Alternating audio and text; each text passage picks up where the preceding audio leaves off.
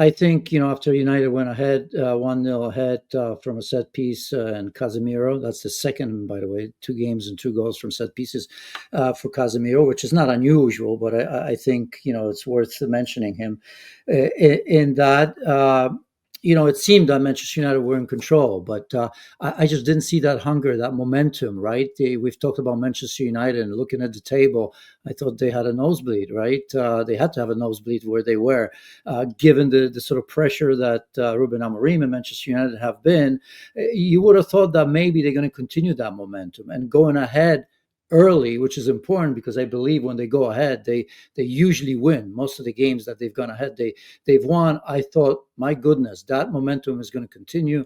I think they were virtually second place in the league and all of that, and that would have taken away the pressure from us, the pundits, right? Fans, obviously, and the pundits, because I think, in a way, United needs that quiet time, the ability to gain momentum, and we all realistically know where this team is, but conceding those 2 quick goals right after halftime just almost reminded us how far United still are, right? So, on one hand, everybody gets excited, which I think deep down, everybody knew and kind of said, let's wait, because we've seen that even in the last 4, 5, 6 years under many different coaches, that slow kind of resurgence for a little bit and then coming back to reality. When I saw these 2 goals, I thought to myself, United's demons have returned. It didn't look like the ball went out, but after that, you still have to do your job. If you're Nottingham Forest, you have to defend it. If you're Manchester United, you've got to make sure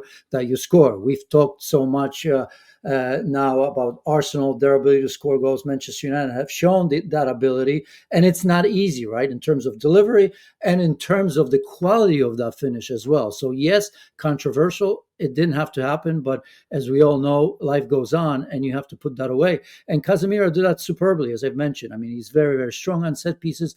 Over the years, he has shown that with Real Madrid and Manchester United, and he's been better. But I think we have talked about that a little bit. Casemiro is at a stage of his career right now that when things go United's way, you can see the quality of him, can't you? Right? I mean, if he doesn't have to chase too much, if the team is not under immense pressure, where from a player in this position you expect the ability to get up and down, cover every inch of the pitch, that's difficult, right? He is not a grinder. He's not at this stage of his career. He once was tremendous on both sides of the ball.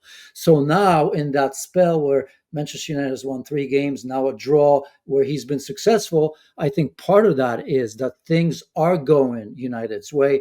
They possess the ball. Things, obviously he can contribute in his distribution and all that. So in a way, I'm not surprised, but this is still a massive question mark, just like this game showed that there's still so much work to do.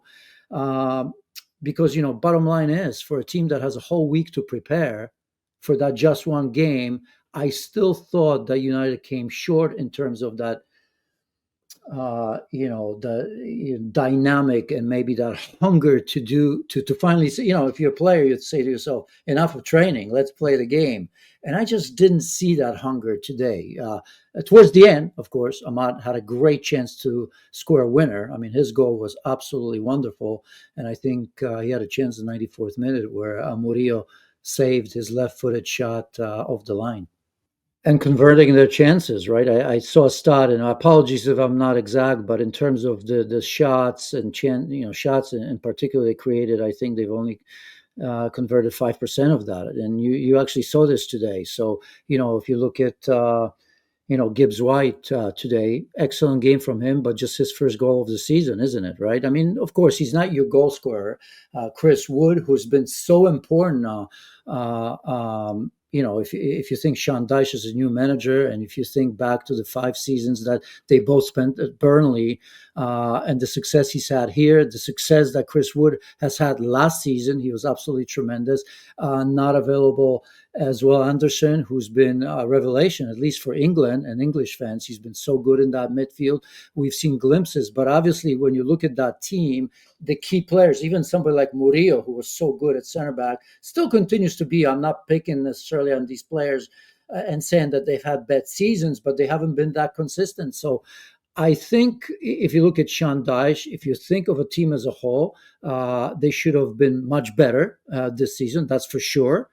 So there are possibilities. Today we saw that a little bit. I suspect, knowing Sean Dyche at halftime, some choice words. I don't know if that's why they score two goals immediately after, almost right within 2 minutes, but possibly. Because he doesn't mince words, that's for sure. Part of it was down to Manchester United because they allowed two absolutely free crosses from the left hand side. I mean, I think it was Yates on one and Doy on the other. They had almost 3 hours to deliver a proper cross, which they, by the way, did. So I think it was an important one in a way to bounce, right? I mean, it's still Manchester United, no matter what we think of them and how great, how great they are, how good they are. I think it's a massive game. So from being 1-0 down, where everybody could sort of said, "Oh, here we go again," if you Forest, they came back and ultimately got a point out of it. But it doesn't change anything. They're still in the bottom three of the table.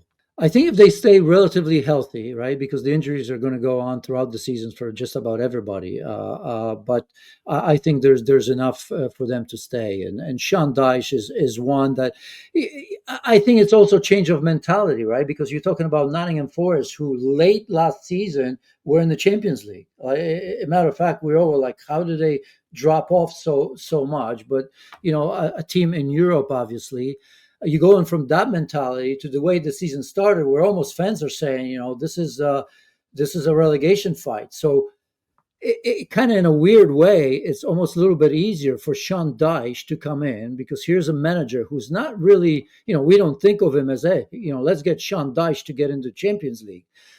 So for him as a manager, it's going to be a much easier to explain himself if in fact there's 3 or 4 or 5 games where Forest don't look very good, but get the result.